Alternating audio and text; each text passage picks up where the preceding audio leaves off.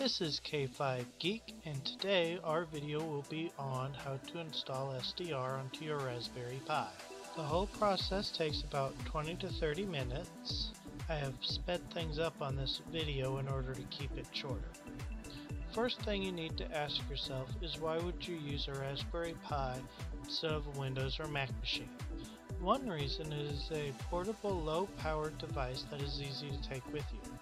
Another reason is because it is a good solution for remote SDR. Another thing is it's just cool and fun to do and a great learning project. Here's what you need to get this project started. You'll need a Raspberry Pi, an SD card, an SDR receiver with antenna. You'll also need a power supply for the Raspberry Pi, a keyboard, a mouse, and a monitor or a TV for setup. I would also advise a powered USB hub. The first thing we need to do is go ahead and make sure our Raspberry Pi is up to date by running these two commands.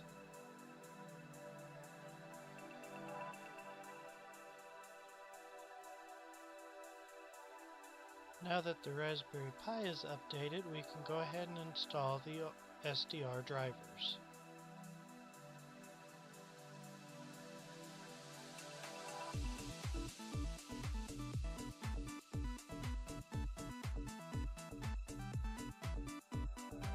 Now that we have everything ready, let's go ahead and download the software. I have a link below to directly download the software.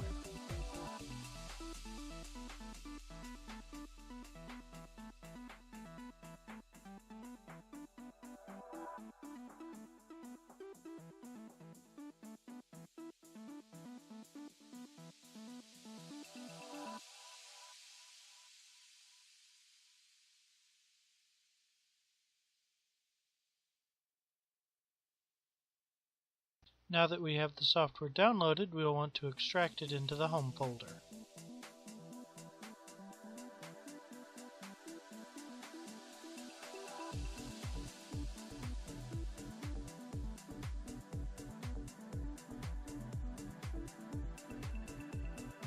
I would recommend right-clicking and renaming the folder so it's easier to access.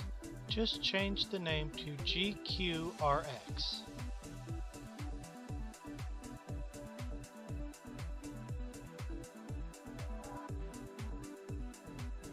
Now that we have it extracted, we will want to open up the README file in there and run the commands. I have also put them below.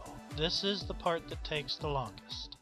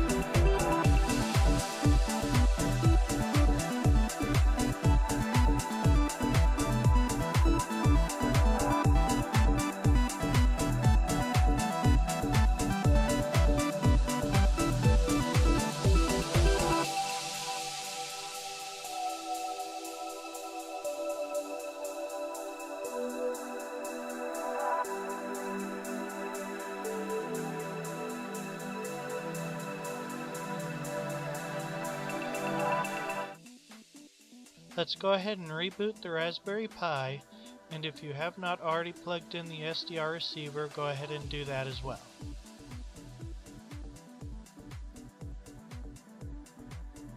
Now let's go ahead and open up GQRX. On this example I clicked execute in terminal, but I don't think it really matters. Since this is the first run, we have some setup to do. There are several options here, but all we really need to do right now is pick our device. The device will be the Realtek rtl-2838 UHIDIR, or just pick anything with the SN number.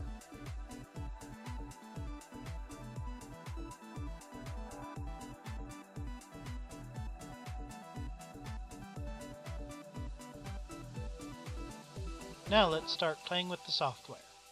This is where you can type in the frequency you wish to monitor. I'm going to go ahead and monitor on the 2 meter band on frequency 144 megahertz.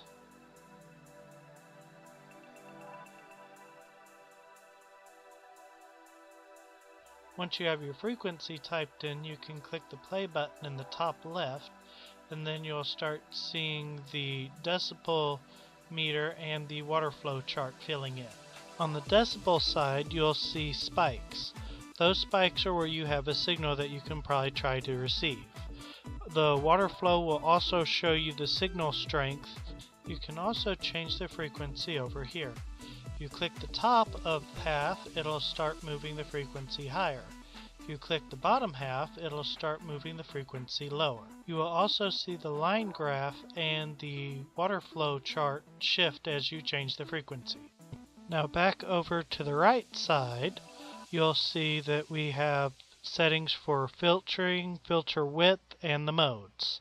Narrow FM is more or less self-explanatory, but you'll note that once I set it to narrow FM, you start getting the audio graph down at the bottom. If you're getting static or something doesn't sound right, try adjusting your filter width. If it sounds like you're missing part of it, try making it wider. If it sounds like you're picking up static, try making it narrower. Now let's look at the squelch. The A button will set it to the current receiving decibels, whereas the R button will reset it to -150 again.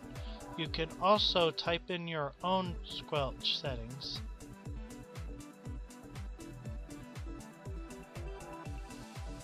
So there are two more ways that you can change your frequency.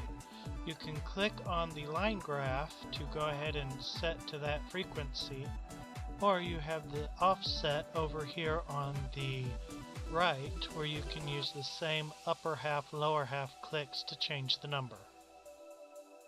So if you want to listen to a radio station, you would want to set the frequency and set your mode to a wide FM mode, which for this it's a WFM, and we have the option of mono and stereo. Now let's show you how to do some bookmarks. In order to turn it on so you can see it, go into View and then you can click on the Bookmarks button. Now let's make some bookmarks. First thing you want to do is get all your frequencies set and all the modes set that you want to bookmark. Then click on the Bookmark button and type in the name of your bookmark. If you want to add a tag, they'll either be listed below, or you can create new tag and type in the tag that you want it to be tagged with. And then you have your first bookmark. Then you can go ahead and add some more.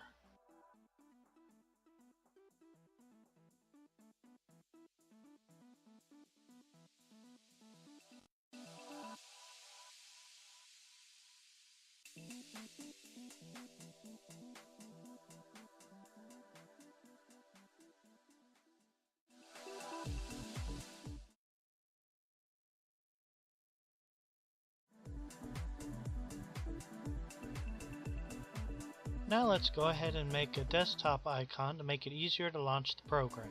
You just copy and paste what I have below into a notepad and put it on your desktop. When you save it, make sure that it ends with .desktop.